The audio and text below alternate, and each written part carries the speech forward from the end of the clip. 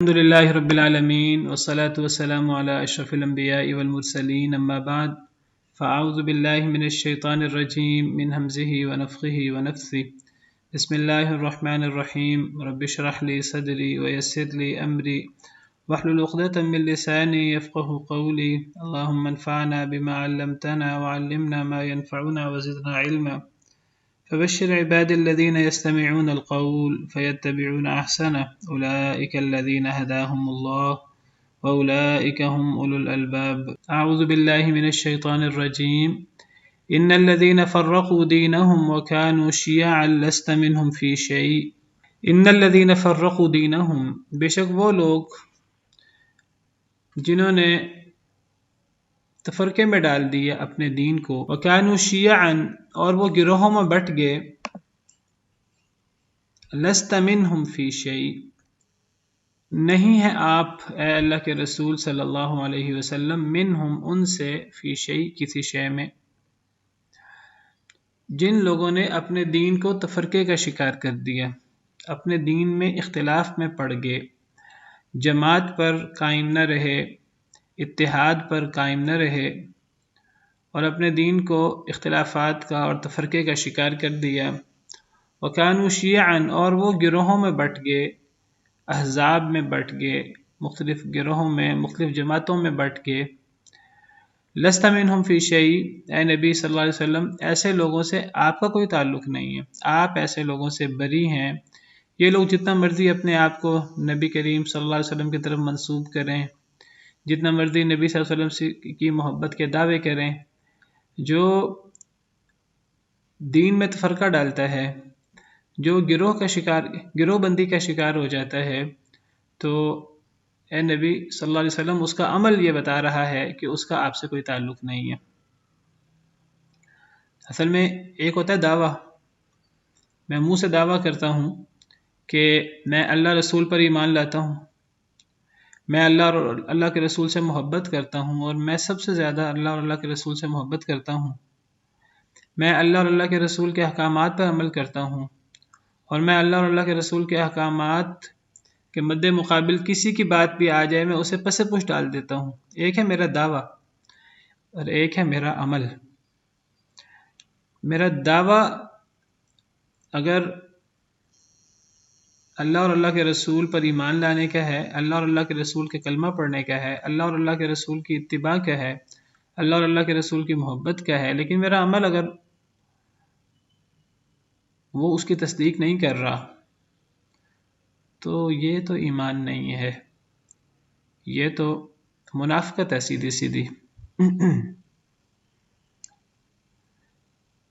ایمان کیا ہے ایمان دل کی تصدیق دل کے اندر ایمان جاگزی ہو دل کے اندر ایمان موجود ہو دل اس کی تصدیق کرے ایمان وہ ہے جو زبان سے جاری ہو زبان اس کا اقرار کرے دل میں تصدیق ہو زبان اس کا اقرار کرے اور پھر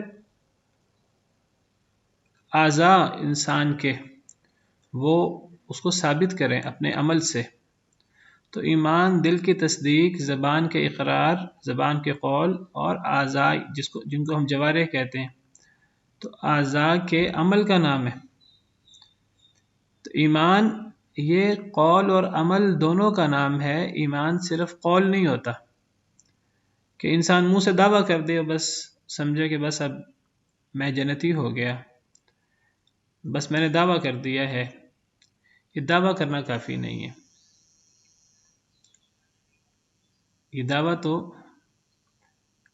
منافق کرتا ہے منافق کہتا ہے کہ میں اللہ پر ایمان رکھتا ہوں نبی صلی اللہ علیہ وسلم پر ایمان رکھتا ہوں قرآن و سنت کو فوقیت دیتا ہوں لیکن اس کا عمل اس کو جھٹلاتا ہے تو اللہ تعالیٰ منافق کے بارے میں کیا فرماتے ہیں میں منافق کے اعتقادی کی بات کر رہا ہوں اللہ تعالیٰ اس کے بارے میں فرماتے ہیں پہلے پارے کے سورہ بقرہ کے شروع میں اللہ تعالیٰ نے 3 گروہ بیان کیے ہیں ایک مومنین متقین کا دوسرا گروہ کفار کا جو واضح کفار ہے اور تیسرا گروہ منافقین کا تو اللہ فرماتے ہیں منافقین تو در حقیقت کفار کے ساتھ ہیں بلکہ کفار سے بھی بدتر ہیں اور منافقین کا کیا رویہ ہوتا ہے؟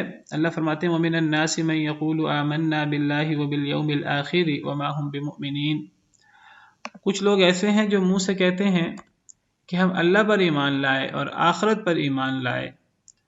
اللہ فرماتے ہیں کہ وَمَا هُمْ بِمُؤْمِنِينَ، دعویٰ یہ جو مرضی کر لیں، اللہ کا ان کے بارے میں فتویٰ اور اللہ کا ان کے بارے میں فیصلہ کیا ہے کہ یہ مومن نہیں ہے، جتنے مرضی دعوے کرتے رہیں۔ تو منہ سے یہ کہنے سے کہ ہم اللہ پر ایمان لے آئے، ہم آخرت پر ایمان لے آئے، منہ سے کہنے سے ایک انسان وہ مومن نہیں ہو جاتا، بلکہ اس کو اپنے اس ایمان کو ثابت کرنا پڑتا ہے۔ اور وہ ایمان کیسے ثابت ہوتا ہے؟ جی کیسے ثبوت دینا ہے؟ میں منہ سے دعویٰ کرتا ہوں کہ میں اللہ اور اللہ کے رسول پر ایمان لایا ہوں، ثابت کیسے ہوگا؟ جی عمل بالجوارح، عمل سے ثابت ہوگا۔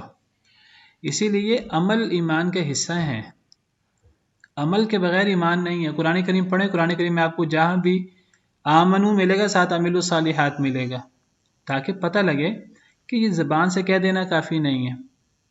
امام بخاری رحمہ اللہ، ہمارے سلف صالحین سارے انہوں نے واضح کیا ہے کہ ایمان قول اور عمل دونوں کا نام ہے۔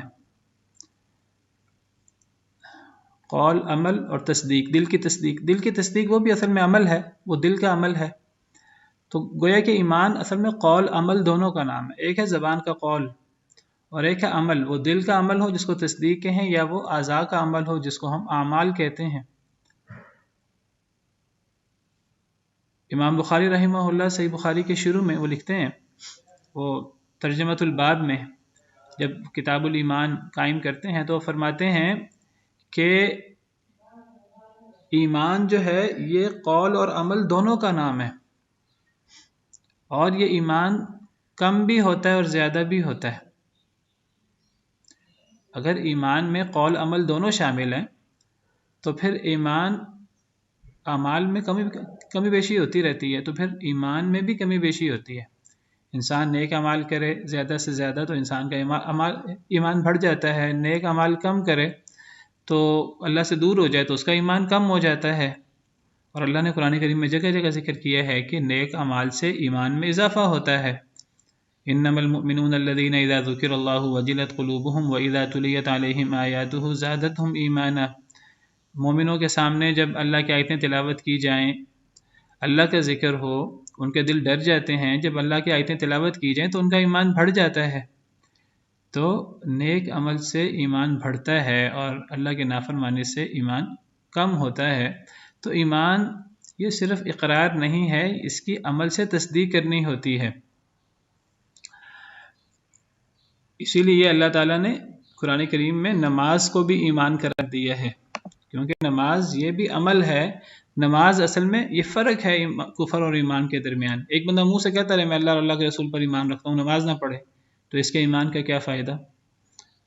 تو وما کان اللہ لیضیع ایمانکم۔ تو اب ایک بندہ دعویٰ کرتا ہے اللہ اور اللہ کے رسول پر ایمان لانے کا، مسلمان ہونے کا، دین اسلام پر عمل پیرا ہونے کا، صراط مستقیم پر گامزن ہونے کا، تو اس دعوے کا مطلب کیا ہے؟ اس دعوے کا مطلب ہے کتاب و سنت کو فوقیت دی جائے، انسان جماعت کے ساتھ جڑا رہے، اور جماعت کی کافی وضاحت ہو چکی ہے پہلے پچھلی آیات میں، آیت نمبر 153 میں وَأَنَّ هَذَا صِرَاطِي مُسْتَقِيمًا فَاتَّبِعُوهُ وَلَا تَتَّبِعُوا السُّبُلَ فَتَفَرَّقَ بِكُمْ عَنْ سَبِيلِهِ۔ تفصیل سے وضاحت کی تھی میں نے کہ صراط مستقیم پر ہم ہیں اور ہمیں صرف ایک صراط مستقیم پر رہنا ہے، ہمیں یہ پگڈنڈیاں جو چھوٹی چھوٹی ہیں ہمیں ان کے پیچھے نہیں لگنا۔ یہ جو شیطانی رستے ہیں یہ ہمیں سیدھے رستے سے بہکا دیں گے، سیدھے رستے سے دور کر دیں گے۔ تو ہم صراط مستقیم کے پابند ہیں، ہمیں صراط مستقیم کی پابندی کرنی ہے، کتاب و سنت کی پابندی کرنی ہے۔ جو بندہ کتاب و سنت کی پابندی کرتا ہے، صراط مستقیم پر چلتا ہے، گویا کہ وہ نبی کریم صلی اللہ علیہ وسلم سے صحیح محبت کرنے والا وہ ہے، نبی کریم صلی اللہ علیہ وسلم کا صحیح امتی اور صحیح جانثار وہ ہے۔ ایک بندہ جو ہے وہ کتاب و سنت کو چھوڑ کر، صراط مستقیم کو چھوڑ کر، دین اسلام کو چھوڑ کر وہ اور پگڈنڈیوں کا شکار ہو جاتا ہے، وہ اور چیزوں کو دلیل بنا لیتا ہے، اپنے علماء، اپنے بزرگوں کے اقوال کو یا اپنی ذاتی آراء کو یا تعویلات کرتا ہے کتاب و سنت کی، تو پھر وہ جماعت پر نہیں رہتا. پھر وہ منہ سے جتنا مرضی دعویٰ کرتا رہے کہ میں اللہ اور اللہ کے رسول کو ماننے والا ہوں، اور میں اللہ کے رسول صلی اللہ علیہ وسلم کا جانثار ہوں، اور میں اللہ کے رسول سے محبت کرنے والا ہوں، اس کا نبی سے کوئی تعلق نہیں ہے، والعیاذ باللہ. اگر آپ کو پتہ ہے یہ امت 73 گروہوں میں بٹے گی، نبی صلی اللہ علیہ وسلم نے فرمایا، تو ایک گروہ جو جماعت ہے وہ جنتی ہے، باقی سارے کے سارے جہنمی ہیں، نبی صلی اللہ علیہ وسلم کی حدیث مبارکہ کے مطابق. تو وہ گروہ جو جنتی ہے وہ کون سا گروہ ہے؟ بعض حدیث میں ان کی صفت آئی ہے ما انا علیہ و اصحابی. یہ وہ گروہ ہے جو اس طریقے پر گامزن ہے جو طریقہ نبی کریم صلی اللہ علیہ وسلم اور آپ کے صحابہ کا ہے، یعنی کتاب و سنت کو صحابہ کرام کے فہم کے مطابق سمجھنا اور اس کے مطابق کتاب و سنت پر عمل کرنا صحابہ کے طریقے کے مطابق. اور بعض روایات میں اس کو الجماعہ قرار دیا گیا ہے. تو جو بندہ کتاب و سنت پر گامزن ہے، اس منہج کو اپنایا ہوا ہے، وہ تھوڑے ہوں، اکیلا ہو کسی مسئلے میں، وہ جماعت پر گامزن ہے، وہ صراط مستقیم پر گامزن ہے. اور جو لوگ کتاب و سنت کو چھوڑ دیتے ہیں، اس منہج کو چھوڑ دیتے ہیں، کتاب و سنت چھوڑ کر قیل و قال کے پیچھے لگ جاتے ہیں، اپنے ذاتی آراء کے پیچھے لگ جاتے ہیں، علماء کے ذاتی اقوال کے پیچھے لگ جاتے ہیں جس کے دلائل نہیں ہیں، تو پھر وہ لوگ جماعت کو چھوڑ دیتے ہیں، تفرقہ بازی کا شکار ہو جاتے ہیں. وہ لوگ ما انا علیہ و اصحابی کو چھوڑ دیتے ہیں، چاہے وہ تعداد میں زیادہ ہی کیوں نہ ہو، چاہے وہ بہت زیادہ ہی کیوں نہ ہو، ان کا پھر دین اسلام سے، ان کا نبی کریم صلی اللہ علیہ وسلم سے کوئی تعلق نہیں ہے. لست منہم فی شیء، یہ محاورہ ہے عربی زبان کا کہ اے اللہ کے رسول، نہیں ہے آپ ان سے کسی شے میں، یعنی آپ ان سے بری ہیں، آپ ان سے بیزار ہیں، ان کا آپ سے کوئی تعلق نہیں ہے. تو نبی سے تعلق کے لیے اور نبی کا حقیقی امتی بننے کے لیے قرآن و سنت کو اپنانا ہوگا. نبی صلی اللہ علیہ وسلم اور صحابہ کرام نے جس طریقے سے کتاب و سنت پر عمل کیا اس طریقے سے عمل کرنا ہوگا، ما انا علیہ و اصحابی پر چلنا ہوگا، جماعت کے ساتھ چلنا ہوگا، اعتصام بالکتاب و سنہ کرنا ہوگا. اور میں آپ کو بتاؤں کہ تفرقہ بازی کسے کہتے ہیں؟ تفرقہ بازی جماعت کو چھوڑنے کو کہتے ہیں. تفرقہ بازی ما انا علیہ و اصحابی سے الگ ہونے کو کہتے ہیں. تفرقہ بازی کہتے ہیں آپ کے سامنے دلیل بھی آ جائے لیکن آپ دلیل کی پیروی نہ کریں. یہ دیکھیے اللہ تعالیٰ قرآن کریم میں تفرقہ کی وضاحت کرتے ہیں، جہاں اللہ تعالیٰ نے اعتصام بالکتاب و سنہ کی بات کی ہے سورہ آل عمران میں نے کئی دفعہ آپ کے سامنے آیت کریمہ پیش کی ہے. تو وہاں آپ دیکھیے اللہ تعالیٰ فرماتے ہیں وَاعْتَصِمُوا بِحَبْلِ اللَّهِ جَمِيعًا وَلَا تَفَرَّقُوا، اللہ کی رسی کو مضبوطی سے تھام لو اور تفرقہ بازی کا شکار نہ ہو. تو تفرقہ دیکھیں، ایک مسئلے میں دو قول ہیں اور دونوں اقوال کے پیچھے منہج ایک ہی ہے کہ جی ہم نے کتاب و سنت کو فوقیت دینی ہے، کتاب و سنت کی پیروی کرنی ہے صحابہ کرام کے فہم کے مطابق.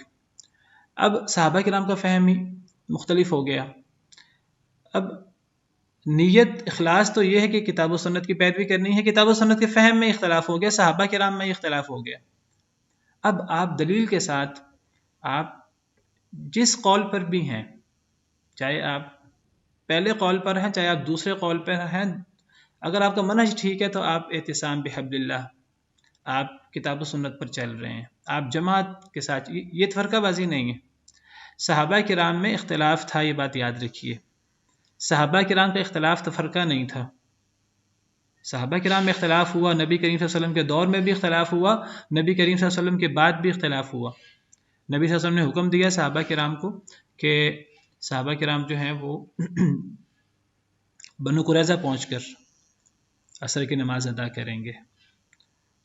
اب کچھ صحابہ کرام اب نکل گئے، سب صحابہ، اب رستے میں عصر کا وقت ہو گیا اور عصر کا وقت ختم ہو رہا تھا. تو اب صحابہ کرام نے کیا کہا کہ نبی صلی اللہ علیہ وسلم کی مراد یہ تھی کہ ہم جلدی نکلیں، ہم جلدی نکل گئے، ہم نے لیٹ نہیں کیا، لیکن اب ہم جو ہے وہ نہیں پہنچ پا رہے، عصر کا وقت ختم ہو رہا ہے، ہمیں بنو قریظہ پہنچتے پہنچتے مغرب ہو جائے گی، مغرب کے بعد جا کے ہم پہنچیں گے. تو بہت سارے صحابہ کرام نے راستے میں عصر کی نماز پڑھ لی. بہت سارے صحابہ کرام نے کہا نہیں، نبی صلی اللہ علیہ وسلم کا حکم یہ تھا کہ بنو قریظہ پہنچ کر نماز پڑھنی. اب ہماری اگر سورج غروب بھی ہو گیا تب بھی ہم بنو قریظہ جا کر ہی عصر کی نماز پڑھیں گے، کیونکہ نبی صلی اللہ علیہ وسلم کا حکم یہ ہے. اللہ کو راضی کرنا ہے، اور اللہ کو راضی کرنا نبی صلی اللہ علیہ وسلم کے طریقے کے مطابق، نبی صلی اللہ علیہ وسلم کے حکم پر عمل کر کے ہم نے تو نماز پڑھنی ہے. اللہ کو راضی کرنا ہے، اور اللہ کو راضی کرنا ہے نبی صلی اللہ علیہ وسلم کے طریقے کے مطابق، نبی صلی اللہ علیہ وسلم کے حکم پر عمل کر کے. نماز لیٹ ہوتی ہے تو لیٹ ہو جائے. تو انہوں نے وہاں پہنچ کر عصر کی نماز پڑھی. تو نبی صلی اللہ علیہ وسلم نے دونوں کو صحیح قرار دیا. دونوں اعتصام بحبل اللہ، دونوں کتاب و سنت پر چل رہے تھے. اگرچہ اختلاف ہو گیا، یہ اختلاف قابل مذمت نہیں ہے. قابل مذمت کون سا اختلاف ہے؟ قابل مذمت اختلاف وہ ہے جو اعتصام بحبل اللہ کے الٹ ہو جاتا ہے. آپ دیکھیے ائمہ اربعہ میں بھی اختلاف ہے، امت کے سلف صالحین میں بھی اختلاف ہے. وہ اختلاف قابل مذمت نہیں ہے. قابل مذمت کون سا اختلاف ہوگا؟ قابل مذمت اختلاف وہ ہوگا جو کتاب و سنت کو چھوڑ کر ہوتا ہے، جس میں ایک بندہ کتاب و سنت کو چھوڑ دیتا ہے، دلیل نہیں ہے پھر بھی وہ اپنے تعصب میں، مذہب کے تعصب میں، اپنے گروہ کے تعصب میں وہ کتاب و سنت کو بھی چھوڑ دیتا ہے. ہمارے ہاں آپ دیکھیے کہ مذہبی گروہ بندی ہے، اور مذہبی گروہ بندی دیکھیے اپنے آپ کو مختلف علماء کی طرف منسوب کرنا، مختلف شہروں کی طرف منسوب کرنا کوئی کباحت نہیں ہے. کوئی مدنی بن جائے، کوئی مکی بن جائے، کوئی حنفی بن جائے، کوئی مالکی بن جائے، کوئی شافی بن جائے، کوئی اپنی نسبت کسی شہر کی طرف کر لے، کوئی اپنی نسبت کسی شیعہ کی طرف کر لے. اس سے کچھ نہیں ہوتا اگر منہج آپ کا ٹھیک ہے تو، اگر آپ کتاب و سنت پر عمل کر رہے ہیں تو. اگر آپ کے استاد اساتذہ وہ حنفی تھے اور آپ اپنی نسبت حنفی کر لیتے ہیں، کیا فرق پڑتا ہے؟ اگر آپ کے اساتذہ مالکی ہیں اور آپ اپنی نسبت مالکی کر لیتے ہیں، پرانے علماء کسی نہ کسی طرف نسبت کر لیتے تھے، بڑے بڑے علماء کی نسبت ہے وہ، لیکن وہ ہماری طرح مقلد جامد نہیں تھے. وہ امام نووی رحمہ اللہ کا آپ نے نام سنا ہوگا، صحیح مسلم کی شرح کی، اور بہت بڑے فقیہ بھی تھے، بہت بڑے محدث بھی تھے، صحیح بخاری کی بھی شرح کی. امام نووی شافعی کہلاتے ہیں، لیکن وہ بہت سارے مسئلوں میں امام شافعی کی مخالفت کرتے ہیں. تو کسی نے ان سے کہا کہ آپ کیسے شافعی ہیں، آپ تو امام شافعی کی مخالفت کرتے ہیں بہت سارے مسئلوں میں. کسی نے اعتراض کیا، وہی جو مقلدین ہوتے ہیں، جامد مقلدین، تو وہ کہنے لگے کہ اس شخص سے جس نے اعتراض کیا کہ تم شافعی نہیں ہو، اصل شافعی تو میں ہوں. امام نووی کہنے لگے میرے امام کا یہ کہنا ہے، امام شافعی کا یہ کہنا ہے کہ اگر میری کوئی بات کتاب و سنت سے ٹکرا جائے، کتاب و سنت کے مطابق نہ ہو تو چھوڑ دو. تو اصل شافعی تو میں ہوں کہ جہاں امام شافعی کی بات کتاب و سنت کے مطابق ہوتی ہے لے لیتا ہوں، جہاں امام شافعی کی بات کتاب و سنت دلیل ساتھ نہیں ہے امام شافعی کے، تو وہاں امام شافعی کی بات کو امام شافعی کے قول پر ہی عمل کرتے ہوئے چھوڑ دیتا ہوں. اصل شافعی تو میں ہوں، تم تو آدھے شافعی ہو، تم تو اصل شافعی نہیں ہو. تو اگر حنفی بننا ہے اصل حنفی بنیے، اصل مالکی بننا ہے. ہمارے سارے ائمہ کرام جلیل القدر امام تھے، اللہ کے ولی تھے، اللہ کے برگزیدہ بندے تھے، کتاب و سنت پر عمل کرنے والے تھے. ہم نے بھی ان کے منہج پر چلتے ہوئے کتاب و سنت پر عمل کرنا ہے، جو مرضی کے لائیں اپنے آپ کو.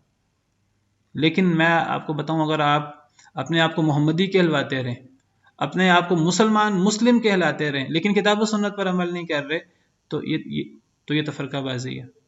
آپ کو پتہ ہے ایک جماعت ہے جماعت المسلمین، وہ کہتے ہیں کہ مسلمان کے علاوہ نام رکھنا ہی جائز نہیں ہے. میں کہتا ہوں پھر وہ اپنے نام محمد، عمر، فاروق، خالد، وہ اپنے نام یہ نام کیوں رکھتے ہیں؟ وہ کہتے ہیں جی بس اللہ نے ہمارا نام مسلم رکھا ہے، ہوا سماکم المسلمین، اللہ نے تمہارا نام مسلمان رکھا ہے، تو ہمیں مسلمان کے علاوہ کوئی نام رکھنا جائز نہیں ہے. اور وہ سب سے زیادہ تفرقہ بازی کا شکار ہے. امام احمد بن حنبل ائمہ کرام کی تکفیر کی اور ان کی تذلیل کی، ان کو گمراہ قرار دیا. چھوٹے چھوٹے مسئلوں میں وہ گروہوں میں بٹ گئے، کتاب و سنت کے منہج کو چھوڑ دیا. تو اصل تفرقہ بازی کیا ہے؟ جب بندہ اس تفرقہ بازی گروہ بندی کا شکار ہو جاتا ہے، پھر اس کا دین اسلام سے، نبی کریم صلی اللہ علیہ وسلم سے تعلق ٹوٹ جاتا ہے. اور وہ تفرقہ بازی کیا ہے؟ وہ تفرقہ بازی ہے جب انسان کتاب و سنت کو چھوڑتا ہے، پھر تفرقہ بازی ہوتی ہے. یہ واعتصموا بحبل اللہ جمیعا ولا تفرقوا، وہ تفرقہ بازی جو یہود و نصارہ میں تھی. ان میں کیا تفرقہ بازی تھی؟ قرآن پڑھیں. اللہ تعالیٰ فرماتے ہیں آیت نمبر 105 سورہ آل عمران میں، وَلَا تَكُونُوا كَالَّذِينَ تَفَرَّقُوا وَاخْتَلَفُوا مِن بَعْدِ مَا جَاءَهُمُ الْبَيِّنَاتُ. ان لوگوں کی طرح، یعنی یہود و نصارہ کی طرح نہ ہو جاؤ جنہوں نے تفرقہ اختیار کیا، جو فرقوں میں بٹ گئے، اختلاف کیا. من بعد ما جاءهم البینات، روشن نشانیاں آنے کے بعد، یعنی روشن نشانیاں آ گئیں، دلائل آ گئے، دلائل کو پس پش ڈال دیا، تعویل کر دی، اور اپنے اختلاف پر، اپنی گروہ بندی پر، اپنے دھڑے بندی پر قائم دائم رہے. یا تو کتاب و سنت کا انکار کر دیا، صریح ہم نہیں مانتے، یا تعویل کر دی ان کی. یہ تفرقہ بازی ہے جو شدید قابل مذمت ہے. یہ اختلاف ہے جو شدید قابل مذمت ہے. کلیئر ہوا کہ دیکھیے اختلاف صحابہ میں بھی ہوا، نبی صلی اللہ علیہ وسلم کے دور میں بھی میں نے آپ کو مثال دی، نبی صلی اللہ علیہ وسلم کے بعد بھی ہوا، صحابہ کرام میں بڑے بڑے مسئلوں میں اختلاف ہوا. منہج اگر ٹھیک ہے تو وہ تفرقہ بازی نہیں ہے. لیکن اگر کتاب و سنت کو چھوڑ کر اور دلائل آنے کے بعد یا تو دلائل کو پس پوش ڈال دیں یا دلائل میں تعویل کر لیں، یہ تفرقہ بازی ہے جس کے بعد انسان کا اسلام سے تعلق نہیں رہتا، نبی صلی اللہ علیہ وسلم سے تعلق نہیں رہتا، بلکہ ایسی تفرقہ بازی شرک ہے، ایسی تقلید شرک ہے کہ جس میں انسان کتاب و سنت کو پس پوش ڈال دے اپنے امام کے قول کے پیچھے. اللہ تعالیٰ فرماتے ہیں سورہ روم آیت نمبر 31، اللہ فرماتے ہیں منیبین الیہ، اللہ کی طرف رجوع کرنے والے بن جاؤ اے لوگو، واتقوہ، اللہ سے ڈرو، واقیموا الصلاۃ، نماز قائم کرو، ولا تکونوا من المشرکین، اور مشرکین میں سے نہ ہو جاؤ. پھر آگے اللہ فرماتے ہیں من الذین فرقوا دینہم وکانوا شیعا، ان لوگوں میں سے نہ ہو جاؤ جنہوں نے اپنے دین کو تفرقے کا شکار کر دیا اور گروہوں میں بٹ گئے. کل حزب بما لدیہم فرحون، ہر گروہ ساتھ اس کے جو ان کے پاس ہے خوش ہے. وہ کہتا ہے کہ جو میرے پاس ہے، میں بس جو دلائل میرے پاس ہے بس میں اسی کو اپناؤں گا، میں دوسروں کے دلائل کو دیکھوں گا بھی نہیں. دوسروں کے دلائل کی مجھے دوسروں کے دلائل پیش نہ کرو، جو میرے پاس ہے وہ ٹھیک ہے، جو دوسرے کے پاس ہے وہ چاہے قرآن و سنت کے دلائل ہیں وہ اس کو اہمیت ہی نہیں دیتا.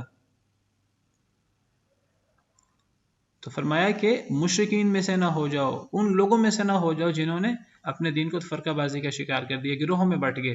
یہ تفرقہ بازی انسان کو شرک تک لے جاتی ہے. یعنی جب یہ تفرقہ بازی میں جب انسان اپنے ذاتی احوا کو، ذاتی خواہشات کو جب فیصل بنا لیتا ہے، جب اپنی خواہش کے مطابق عمل کرتا ہے، یا جب اپنے علماء کو رب بنا لیتا ہے، جس طرح پہلے بھی کئی دفعہ میں نے ذکر کیا کہ علماء کی بے دلیل بات کو بس اسی کو ہی حق سمجھنا، اس کے خلاف کتاب و سنت بھی آ جائیں تو کتاب و سنت کو یا تو پاؤں کی ٹھوکر پر رکھ دینا، صریح انکار کر دینا یا تعویل کر دینا. تو یہ تو گویا کہ آپ نے اپنے علماء اور اپنے وہی یہود و نصارہ کی طرح احبار اور رہبان کو اللہ کے علاوہ رب بنا لیا، یا اپنی خواہش نفس کو رب بنا لیا. یہ تو شرک ہے، اللہ معاف کرے. اور دیکھیے کہ جو تفرقہ بازی کا شکار ہوتا ہے وہ ہمیشہ کیا کہے گا؟ وہ ہمیشہ کہے گا کہ بھئی جو میرے پاس ہے اس کو میرے پاس رہنے دو، جو تمہارے پاس ہے اس کو اپنے پاس رکھو، تم مجھے نہ چھیڑو، میں تمہیں نہیں چھیڑتا. یہ جو جیے اور جینے دو، وہ کہتے ہیں جیے اور جینے دو، میں اپنے موقف پر گامزن ہوں، تم اپنے موقف پر چلتے رہو، میں تمہیں نہیں چھیڑتا، تم مجھے نہ چھیڑو. اور ہمارے ہاں ایسے گروہ بھی ہیں جن کا باقاعدہ یہ مقولہ ہے کہ وہ کہتے ہیں اپنا دین چھوڑو نہ، دوسروں کا دین چھیڑو نہ. کیا مطلب ہے اس مقولے کا؟ اپنا دین چھوڑو نہ، دوسروں کا چھیڑو نہ. یہ مقولہ ٹھیک ہے؟ میں تو کہتا ہوں کہ اپنا دین چھوڑنا چاہیے اگر کتاب و سنت کے خلاف ہے، دوسرے کو چھیڑنا چاہیے اگر اس کا موقف کتاب و سنت کے خلاف ہے. لیکن چھیڑنے کا مطلب یہ نہیں ہے کہ آپ سختی کریں، آپ ڈنڈا لے کر ان کے پیچھے پڑ جائیں، آپ کے میری مانو، نہیں مانو گے تو ڈنڈا ماروں گا، نہیں مانو گے تو یہ کروں گا، قتل و غارت کروں گا. نہیں، نبی صلی اللہ علیہ وسلم کو اللہ نے فرمایا فذکر انما انت مذکر لست علیہم بمسیطر، آپ نصیحت کریں، آپ کا کام تو نصیحت کرنا ہے. لست علیہم بمسیطر، آپ ان کے اوپر دروغہ نہیں ہیں، آپ نے سختی سے جبرن نہیں منوانا. تو یہ کہنا کہ اپنا چھوڑو نہ، دوسروں کو چھیڑو نہ، کیا مطلب؟ یعنی مطلب یہ ہے کہ آپ اگر غلطی پر بھی ہیں، دیکھیے میں جتنا مرضی حق پر ہونے کا دعویٰ کر لوں، 100% امکان ہے کہ میں غلط ہوں. مجھے ہر وقت اپنے دلائل کا جائزہ لینا ہے، اپنے موقف کا جائزہ لینا ہے. ائمہ کرام ہمارے سلف صالحین وہ ایک موقف اختیار کرتے تھے دلیل کی روشنی میں، دوبارہ اپنے موقف کا جائزہ لیتے، سہبارہ اپنے موقف کا جائزہ لیتے، بار بار اپنے موقف کا جائزہ لیتے. اگر ان کو کوئی اور دلیل نظر آتی تو وہ کیا کرتے؟ اپنے پرانے موقف پر جمے رہتے کہ اپنا موقف چینج کر لیتے تھے، اپنا موقف. کیوں چینج کرتے تھے؟ کچھ دلائل پہلے سامنے نہیں ہوتے تھے، پہلے محدود دلائل کی روشنی میں ایک موقف اختیار کیا ہوتا تھا، کچھ اور دلائل سامنے آ جاتے، آیت کا فہم، حدیث کا فہم ایک اور انداز سے سامنے آ جاتا، تو اپنا موقف چھوڑ دیتے تھے پرانا اور نیا موقف اختیار کر لیتے تھے. آپ کو پتہ ہے امام شافعی رحمہ اللہ، ان کا قول قدیم اور قول جدید مشہور، ان کے کئی مسئلوں میں ایک پرانا قول ہے اور کئی مسئلوں میں ان کا نیا قول ہے. مصر میں اور مکہ مکرمہ میں رہے، مصر میں رہے، تو مکہ مکرمہ میں کوئی اور موقف تھا، مصر میں کوئی اور موقف تھا. جب نئے دلائل سامنے آئے اپنا پرانا موقف چھوڑ دیا، بالکل بھی ہیزیٹیشن اختیار نہیں کی. کیا مطلب ہوا اپنا دین چھوڑو نا، اپنا موقف چھوڑو نا؟ کیوں نہ چھوڑو؟ اگر غلط ہوا تو چھوڑ دینا چاہیے، اور دوسروں کو چھیڑو نا. اس سے بڑی غلط بات کیا ہو سکتی ہے؟ دوسروں کو چھیڑو نا، یعنی اگر دوسرا غلط ہے، شرک پر چل رہا ہے، تو آپ اس کو چھیڑیں نا، آپ اس کو کرنے دیں، آپ اس کو واعظ بھی نہ کریں، نصیحت بھی نہ کریں. تو پھر انبیاء کرام علیہم السلام کیا کرتے رہے؟ اگر دوسروں کو چھیڑنا، دیکھیے دوسروں کو چھیڑنے سے اگر مراد یہ ہے کہ ڈنڈا لے کے پیچھے پڑ جائیں، دروغہ بن کے پیچھے پڑ جائیں، نہیں، وہ صحیح نہیں ہے. لست علیہم بجبار، آپ ان پہ جبر کرنے والے نہیں ہیں، لیکن نصیحت تو کرنی ہے، پہنچانا تو ہے. دین اگر نہیں پہنچانا تو پھر کیا کرنا ہے؟ نبی نے اگر دین نہیں بتانا تو پھر نبی نے کیا کرنا ہے؟ نبی کا کام ہی خبر دینا ہوتا ہے، اللہ کیا چاہتے ہیں ہم سے. تو اس سے دوسرے چھڑ جاتے ہیں، اور اتنے چھڑ جاتے ہیں کہ باقاعدہ قتل و غارت تک بات پہنچ جاتی ہے. لیکن نبی تشدد نہیں کرتے، نبی سختی نہیں کرتے اپنے موقف میں. سختی سامنے سے آتی ہے مد مقابل سے. مد مقابل کہتا ہے کہ آپ اپنی دعوت بند کر دیں، اگر آپ نے اپنی دعوت بند نہ کی میں آپ کو قتل کر دوں گا. اگر آپ نے حق کی طرف دعوت دینا چھوڑا نہ، اگر آپ نے میرے کفر و شرک کو، اگر آپ نے آئندہ کفر و شرک کہا تو میں آپ کو آگ میں جلا دوں گا، میں آپ کو قتل کر دوں گا، میں آپ کو پتھر مار مار کے مار دوں گا. سیدنا ابراہیم علیہ السلام نے جبر نہیں کیا اپنی قوم کو دلائل سے سمجھایا کہ تمہارے بت کچھ نہیں کر سکتے، یہ بول نہیں سکتے، اپنے آپ کو توڑوانے سے بچا نہیں سکتے. جب یہ ثابت کر دیا عملاً، قوم پوچھنے لگی کہ یہ بتوں کو کس نے توڑا ہے. حضرت ابراہیم نے خلاف واقعہ بات کی، کہا کہ بڑے سے پوچھ لو، بل فعلہ کبیرہم، یہ تو بڑے نے کیا ہے. حالانکہ کیا تو حضرت ابراہیم نے خود تھا. ان کو سمجھانے کے لیے کہا کہ بڑوں سے، اپنے بڑے سے پوچھ لو. تو وہ کہنے لگے یہ تو بات ہی نہیں کرتے. تو حضرت ابراہیم کہنے لگے کہ جو بات ہی نہیں کرتا وہ تمہیں نفع نقصان سے کیسے بچائے گا؟ اب دلیل کوئی نہیں تھی ان کے پاس. ان کا پھر دماغ الٹ گیا، کہنے لگے کہ اپنے بتوں کی مدد کرو اور اس کو جلا دو، یہ ایسے نہیں سدھرے گا. تو حضرت ابراہیم نے اپنی قوم کو چھیڑا تھا، اپنی قوم کو واعظ کیا تھا، نصیحت کی تھی. نبی کریم صلی اللہ علیہ وسلم نے اپنی قوم کو واعظ کیا تھا. مسلمان ہو گئے تھے کچھ لوگ مسلمان نہیں ہوئے تھے. ان مسلمانوں اور کفار کے درمیان دشمنی اور عداوت تھی، اور وہ کفار کہتے تھے دیکھو یہ محمد صلی اللہ علیہ وسلم نے یہ بھائی کو بھائی سے لڑا دیا ہے، باپ کو بیٹے سے لڑا دیا ہے. تو تفرقہ بازی کے نتیجے میں کیا ہوتا ہے؟ تفرقہ بازی میں یہ ہوتا ہے کہ لوگ کتاب و سنت کو چھوڑ کر اپنی دھڑے بندی کا شکار ہو جاتے ہیں، اور جو دلیل جس کے پاس ہے وہ اسی کو سینے سے لگا کے بیٹھ جاتا ہے. کل حزب بما لدیہم فرحون، ہر گروہ جو اس کے پاس ہے خوش ہوتا ہے، وہ دوسرے کے پاس کیا ہے وہ دیکھنے کی کوشش ہی نہیں کرتا. اور یہ تفرقہ بازی ہے، یہ بڑا ہی غلط رد عمل ہے. ایک مسلمان وہ ہر وقت کہتا ہے کہ جی، وہ دوسرے سے کہتا ہے، مخالف سے وہ کہتا ہے کہ اگر تم صحیح ہو تو تم مجھے قائل کر لو، اگر میں صحیح ہوں تو میں تمہیں قائل کر لیتا ہوں. نرمی کے ساتھ، حکمت کے ساتھ، دعوت کے ساتھ، جھگڑا کر کے نہیں. اگر میں صحیح ہوں مجھے قائل کر، میں صحیح ہوں تو تم میرے طرف آ جاؤ، اگر تم صحیح ہو تو مجھے قائل کر لو. دلیل کے ساتھ بات کرنی چاہیے. تو فرمایا کہ بے شک وہ لوگ جنہوں نے اپنے دین کو تفرقے میں ڈال دیا اور گروہوں میں بٹ گئے، لست منہم فی شیء، اے نبی آپ کا ان سے کوئی تعلق نہیں ہے، آپ ان سے بیزار ہیں، وہ آپ ان سے بری ہیں، وہ آپ سے بری ہیں۔ انما امرہم الی اللہ، سوائے اس کے کہ نہیں ان کا معاملہ تو اللہ کے پاس ہے۔ تفرقہ اختیار کرنے والوں کا، دھڑے بندی کا شکار ہونے والوں کا ہمارے ہاں آج مذہبی دھڑے بندی بہت زیادہ ہے، اور سیاسی دھڑے بندی ہمارے ہاں اتنی زیادہ ہے۔ یہ مذہبی دھڑے بندی ہو، سیاسی دھڑے بندی ہو، لسانی دھڑے بندی ہو، قبائلی دھڑے بندی ہو، جس طرح کی بھی دھڑے بندی ہو، آپ اگر حق کو چھوڑ دیتے ہیں، اگر آپ دلیل کو چھوڑ دیتے ہیں، آپ حق اور باطل کی بنیاد پر فیصلہ کرنے کی بجائے اگر آپ دھڑے بندے کی بنیاد پر فیصلہ کرتے ہیں تو یہ تفرقہ بازی ہے۔ جو پی ٹی آئی کے ساتھ ہے تو وہ کہے کہ پی ٹی آئی کی ہر بات صحیح ہے، وہ ناموس رسالت کے خلاف بھی چلیں گے تو ہم چلیں گے، ہم چونکہ پی ٹی آئی کے ہیں، یہ بھی دھڑے بندی ہے۔ کوئی نون لیگ کے ساتھ ہے تو وہ کہے کہ ہم ہر معاملے میں نون لیگ کے ساتھ ہیں، وہ جو کریں آمنا و صدقنا، چاہے وہ سود کی حمایت کریں، چاہے وہ جو مرضی کریں، ہم ان کے ساتھ ہیں، یہ بھی دھڑے بندی ہے۔ جو بندہ کہے کہ میں ڈاکٹر ہوں، میں نے ڈاکٹر کی حمایت کرنی ہے، کوئی ڈاکٹر جو ہے وہ احتجاج کرتا ہے تو میں ہر معاملے میں ڈاکٹروں کے ساتھ ہوں، ڈاکٹروں کی ٹیم کے ساتھ ہوں، چاہے اس کی بات کتاب و سنت کے خلاف ہے، لیکن چونکہ میں ڈاکٹر ہوں میں اس کے ساتھ ہوں، میں وکیل ہوں میں وکیلوں کے ساتھ ہوں، میں ٹیچر ہوں میں ٹیچر یونین کا حصہ ہوں، ان کی غلط صحیح بات کی میں نے تائید کرنی ہے۔ یہ تمام چیزیں جو ہیں یہ تفرقہ بازی ہیں۔ کوئی بندہ کہ میں پاکستانی ہوں، میں نے پاکستانی کی حمایت کرنی ہے، چاہے وہ غلط ہو، یہ سب دھڑے بندی ہے۔ ہم کتاب و سنت کے پابند ہیں۔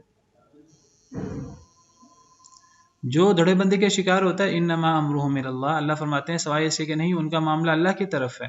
ثم ینبئہم بما کانوا یفعلون، پھر اللہ انہیں خبر دیں گے ساتھ اس کے جو وہ عمل کرتے تھے۔ من جاء بالحسنۃ فلہ عشر امثالھا، جو لائے گا نیکی کو بس اس کے لیے اس کی 10 مثالیں، یعنی اس کے 10 گنا۔ جو نیکی کو لائے تو کم از کم ثواب 10 گنا ہے، زیادہ بھی ہو سکتا ہے کہ کم از کم 10 گنا ہے۔ نیکی کا سوچنے پر ہی ایک اجر ملتا ہے، ایک نیکی ملتی ہے، اور اگر بندہ عمل کر گزرے تو کم از کم ثواب 10 گنا ہے۔ یہ اللہ کا یہ فضل ہے، اللہ نے انصاف کا معاملہ نہیں کیا۔ گناہ ہو ایک گناہ کے بدلے ایک برائی کے بدلے ایک گناہ لکھا جاتا ہے، لیکن نیکی ہو تو ایک نیکی کے بدلے 10 نیکیاں لکھی جاتی ہیں، اور یہ کم از کم ہے۔ اور خلوص کے مطابق ایک نیکی وہ 70 گنا بھی ہو سکتی ہے، وہ 700 گنا بھی ہو سکتی ہے، وہ اس سے زیادہ بھی ہو سکتی ہے۔ واللہ یضاعف لمن یشاء واللہ واسع علیم۔ ومن جاء بالسیئۃ، اور جو برائی لائے فلا یجزی الا مثلھا، پس نہیں بدلہ دیا جائے گا اس کو مگر اسی کی مثل۔ وہم لا یظلمون، اور ظلم نہیں کیا جائے گا کسی پر بھی۔ تو یہ اللہ رب العالمین کا سراسر احسان ہے ہم پر۔ اللہ نے اس معاملے میں انصاف نہیں کیا، اللہ نے احسان کا معاملہ کیا ہے۔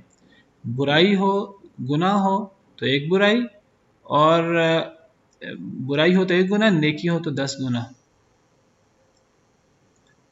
اللہ فرماتے ہیں ظلم نہیں ہوگا کہ کسی نے ایک برائی کی ہو اللہ اس کو زیادہ برائیوں کی سزا دیں، لیکن اللہ نیکی کا اجر زیادہ دیں گے۔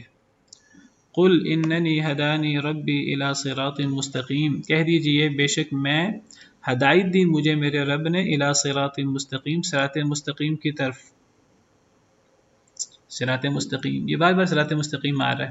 صراط مستقیم دین اسلام ہے، کتاب و سنت ہے، قرآن اور سنت کی بات ہے، ما انا علیہ واصحابی کی بات ہے۔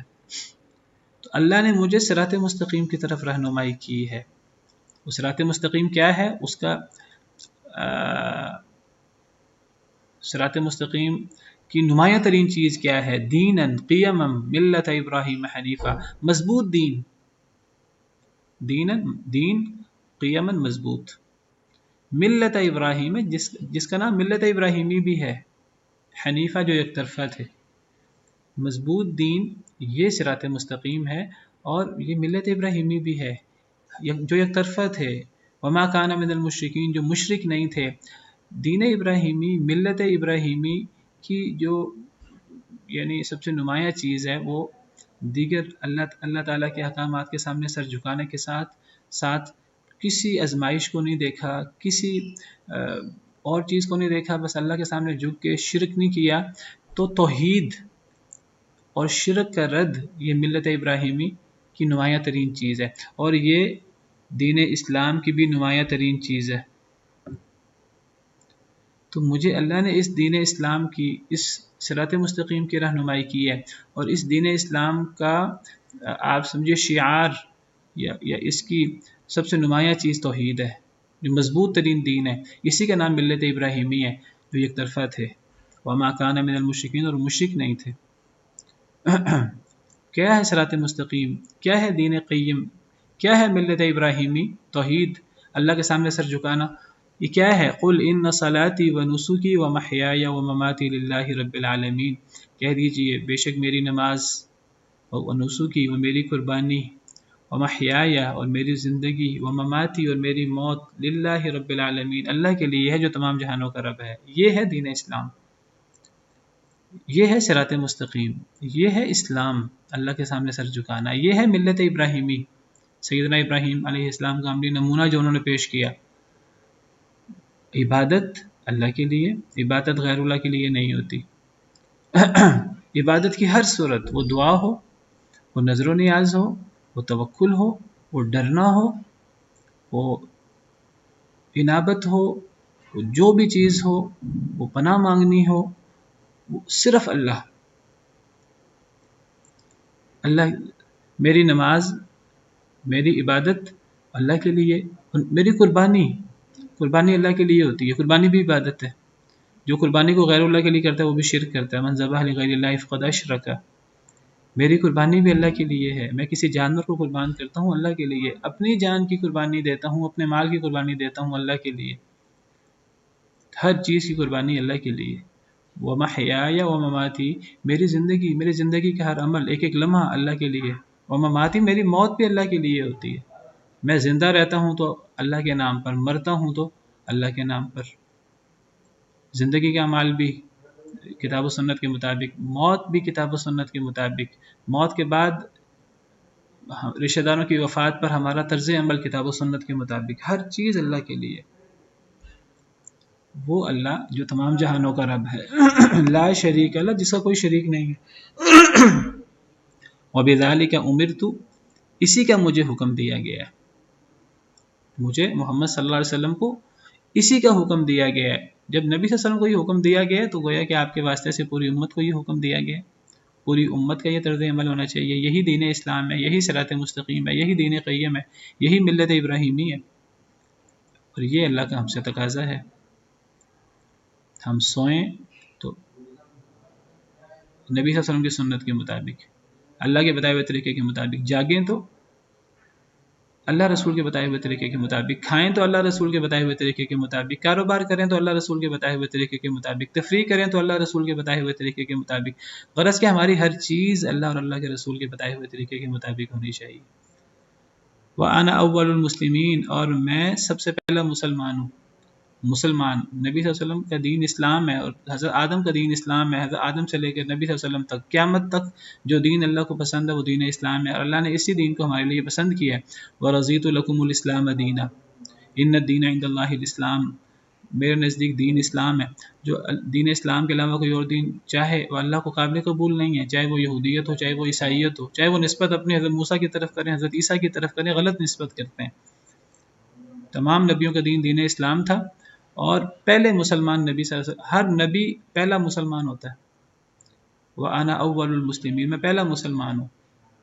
وَأُمِرْتُ أَنْ أَكُونَ أَوَّلَ مَنْ أَسْلَمَ، سورہ انعام کے شروع میں ہم نے پڑھا، مجھے حکم دیا گیا کہ میں پہلا مسلمان ہوں۔